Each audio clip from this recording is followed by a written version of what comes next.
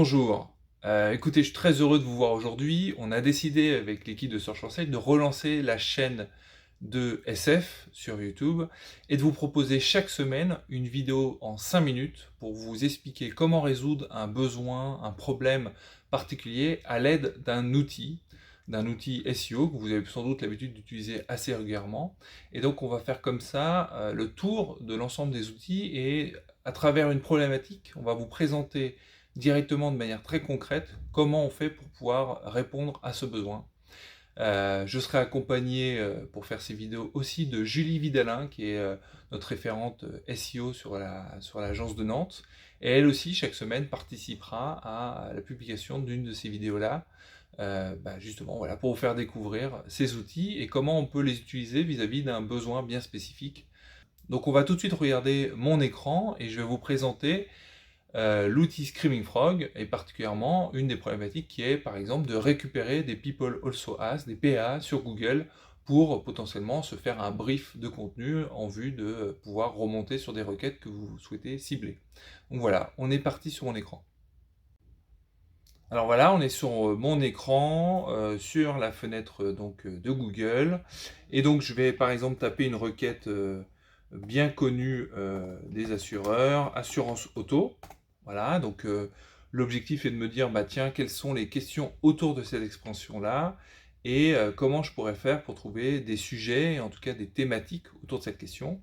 Donc je descends un petit peu, donc j'ai vu Map, j'ai vu Twitter, et puis là je vois les autres questions posées par les internautes, et j'ai 4 questions qui semblent être des questions autour de cette requête, donc certainement très recherchées et posées par les internautes. Et donc ce qui va m'intéresser, c'est de récupérer ces expressions sur sans doute beaucoup plus d'expressions autour de l'assurance auto, et de comme ça construire une liste assez importante de questions auxquelles bien sûr il faudra que je fournisse des réponses de mon côté de manière unique et pas de reprendre des contenus qui existent sur internet, mais en tout cas de pouvoir demain créer une page assurance auto répondant à toute une série de questions et abordant du coup tout plein de thématiques proches et connexes permettant de construire une page assez satisfaisante certainement pour le moteur. Alors, je vous arrête tout de suite, hein, je ne dis pas que ça sera suffisant, mais en tout cas ça vous permettra d'avoir une page qui aura toutes ses chances pour bien se positionner. Donc là j'ai cette liste d'expressions. Donc ce que j'ai fait moi de mon côté, c'est que sur Excel je me suis préparé une liste d'expressions qui m'intéressent, alors un peu multithématique. Donc si je zoome un petit peu, on voit qu'il y a assurance auto, planter rosier, ordinateur portable, lit pour enfants, matelas ergonomique, choisir pneu voiture, joint machine à laver. Voilà, c'est toute une série d'expressions qui m'intéressent et dont je vais vouloir récupérer donc du coup les questions, les people also ask. Et donc vous voyez, ça a été les espaces de ces expressions ont été comblés par des plus. Et par une formule de concaténation, j'ai récupéré du coup le début d'une URL de liste de recherche, donc google.fr/search égale query, Q égale qui correspond à query, et je suis venu associer toutes mes requêtes séparées par un plus à cette URL-là. Voilà, donc une fois que j'ai sélectionné la liste de mes questions, de mes listes de requêtes, je vais directement aller dans un Screaming Frog. Alors ce qui est pratique avec Screaming Frog, c'est jusqu'à 500 URL, c'est un outil gratuit. Donc si vous avez moins de 500 pages de résultats Google à aller scraper au niveau des PA, bah, vous serez tranquille. Là ensuite, je me mets du coup en mode liste.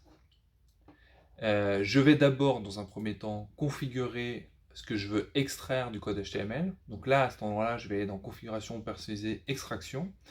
Et donc là, je vais lui demander donc du coup de m'extraire toutes les questions. Donc vous écrivez questions, moi je l'ai déjà fait de mon côté. Et vous allez mettre en mode regex.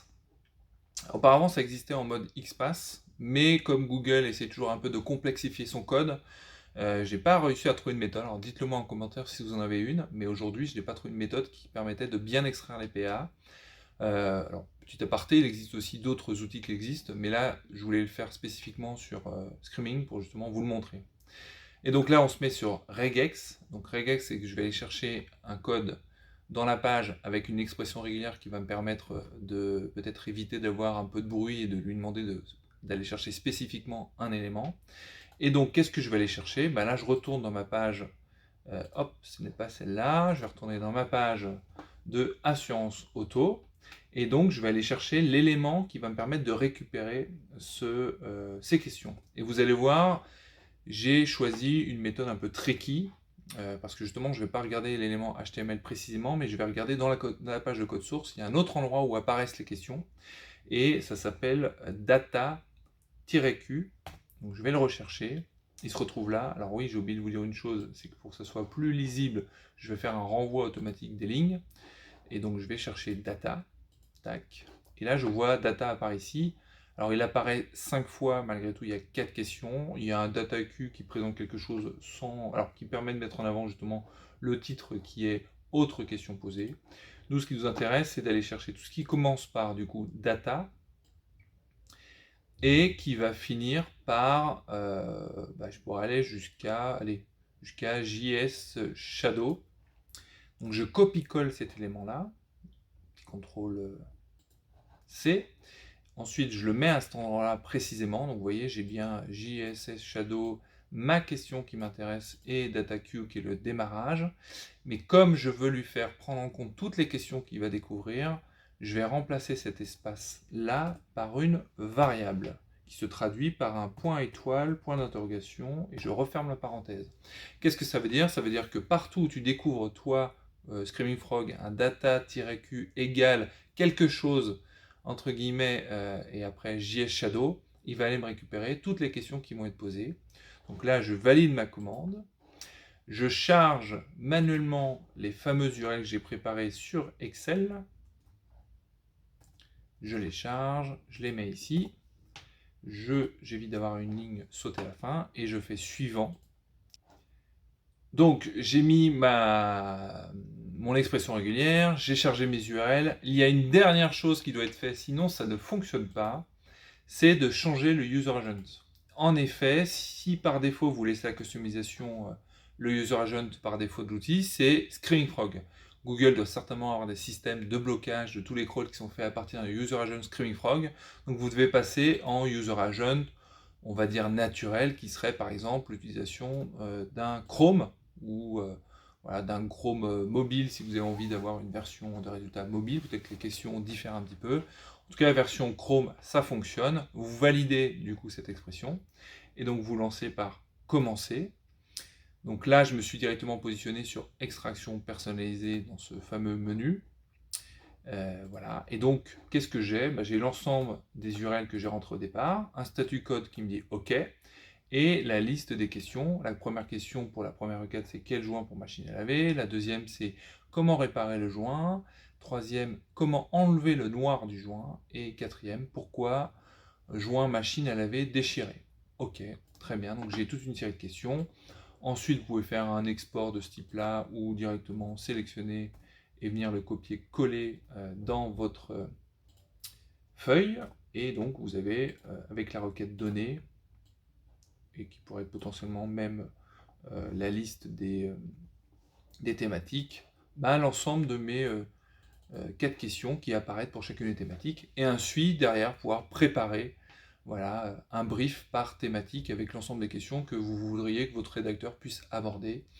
Et donc grâce à cette méthode qui peut être multipliée, on pourrait avoir ici au moins 500 mots voire plus, pouvoir aspirer toutes les PAA qu'il y a derrière.